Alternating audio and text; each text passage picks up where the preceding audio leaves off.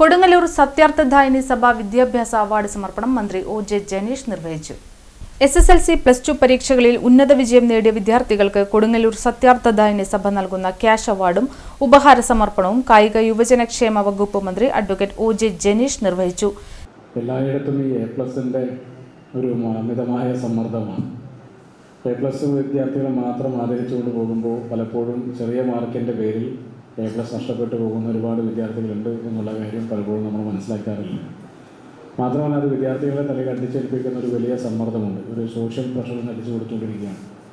A+ കിട്ടിയില്ലെങ്കിൽ എന്തോ നഷ്ടപ്പെട്ടു പോകുന്നു എന്നുള്ള ചിന്ത നഷ്ടപ്പെട്ടു A+ കിട്ടാതെ പോയ വിദ്യാർത്ഥികൾക്കിടയിലും വരുന്നതും ഭാവിയിൽ ഗുണകരമായൊരു കാര്യമല്ല.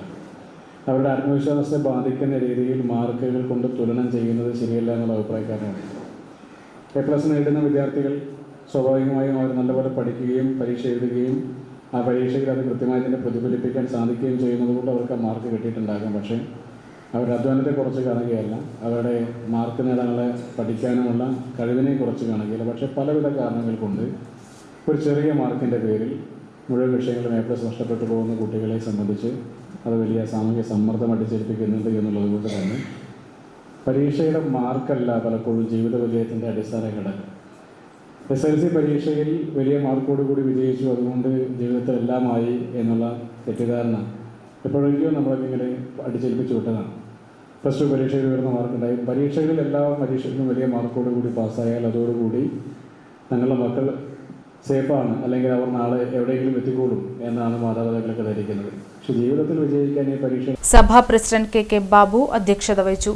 മുഖ്യാതിഥി panchayat president K P. Rajan, ward member M.K. Muhammad, സഭാ കുടുംബക്ഷേമ trust president K.A. Prakashan, E.K. Soman, Jithesh Shanti, P.K. Venu, Dhanalakshmi Joshi, P.K. Mohanan തുടങ്ങിയവർ സംസാരിച്ചു.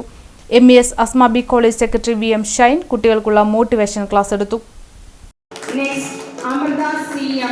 Daughter of Manu Fatima, daughter of Bashir, son of Shailendra Elamutata, daughter of Baiju Koyakara, Anushi P.A, daughter of Anil Konak, Vijayavardhana Abhinandangal, അടുത്തതായി higher secondary